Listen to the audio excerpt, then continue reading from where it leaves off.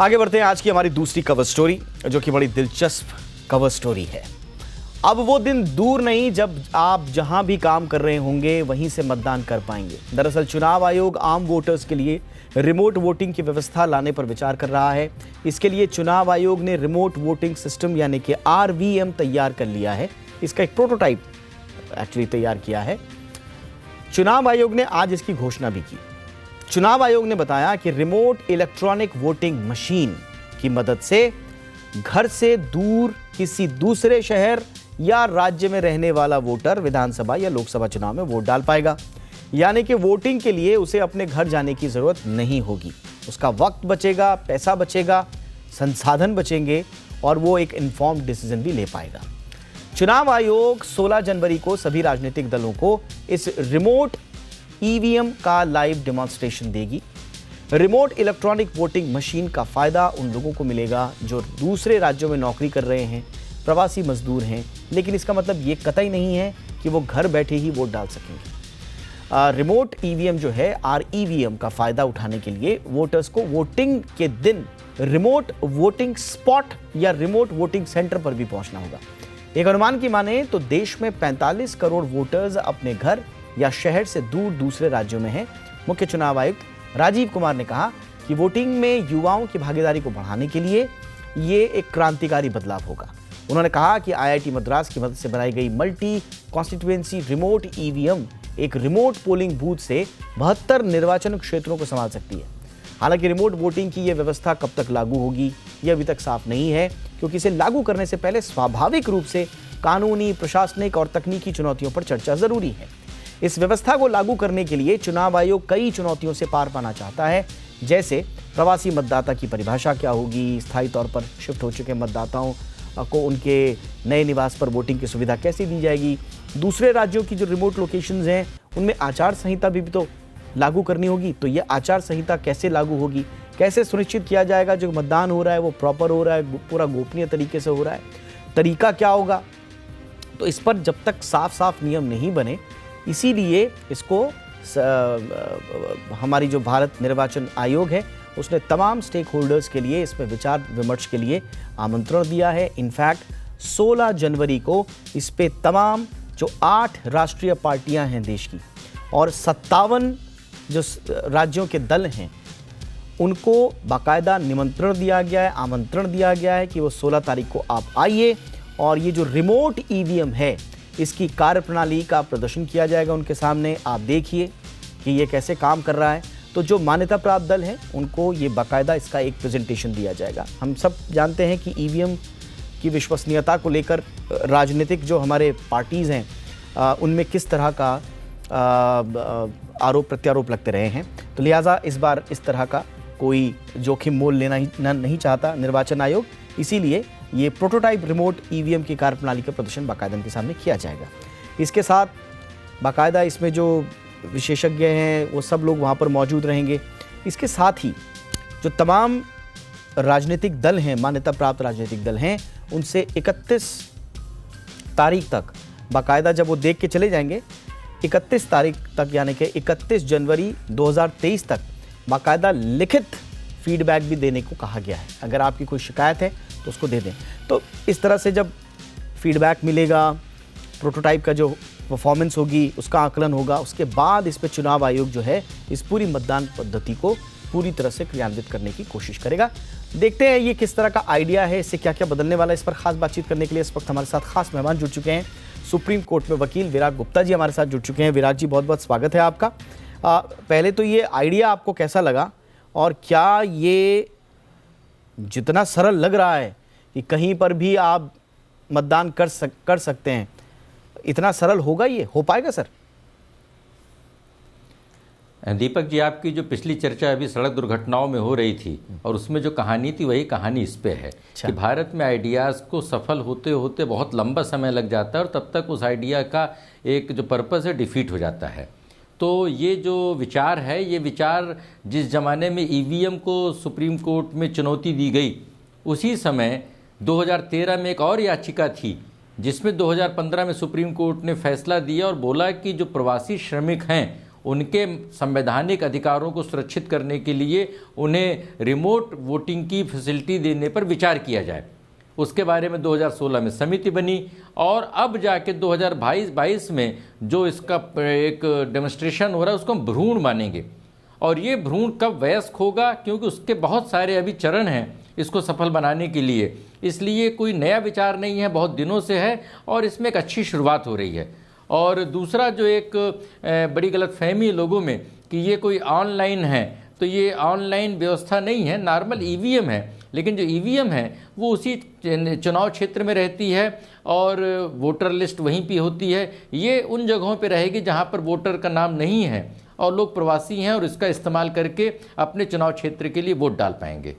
अब सर हमारे तो देश में आप देखिए, शायद कई लोगों को ये अतिशयोक्ति लगे, कई लोग हमें बोलेंगे कि आप बिना अनर्गल प्रलाप कर रहे हैं इस तरह से, लेकिन हमारे पास कई शिकायतें ऐसी आई हैं कि यहाँ पर तो गांव का अलग साहब वोटर आईडी कार्ड है, शहर का अलग वोटर आईडी कार्ड है, इतने तो लूप होल्स हैं सर।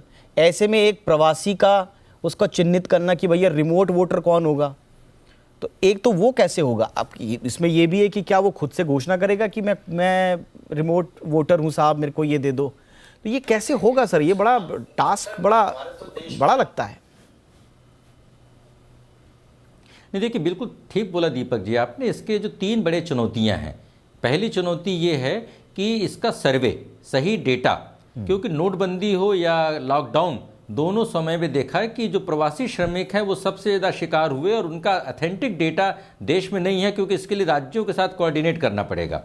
और दूसरी चुनौती है टेक्नोलॉजी के सफल इस्तेमाल के लिए, क्योंकि कल परसों में अभी रेलवे के डेटा 3 करोड़ डेटा को ब्रीच होने की बात आई, उसके पहले एम्स में साइबर हमला हुआ, तो ये जो टेक्नोलॉजी कितनी सुरक्षित रहेगी। और तीसरा है इसके लिए कानूनी बदलाव, जिसमें इलेक्शन कमीशन के खुद के अपने कंसेप्ट नोट के हिसाब से मोटे तौर पे 3 जगहों पे बदलाव करना पड़ेगा। रिप्रेजेंटेशन ऑफ पीपुल एक्ट है, जो इलेक्टोरल रूल्स है, कंडक्ट ऑफ इलेक्शन रूल्स हैं।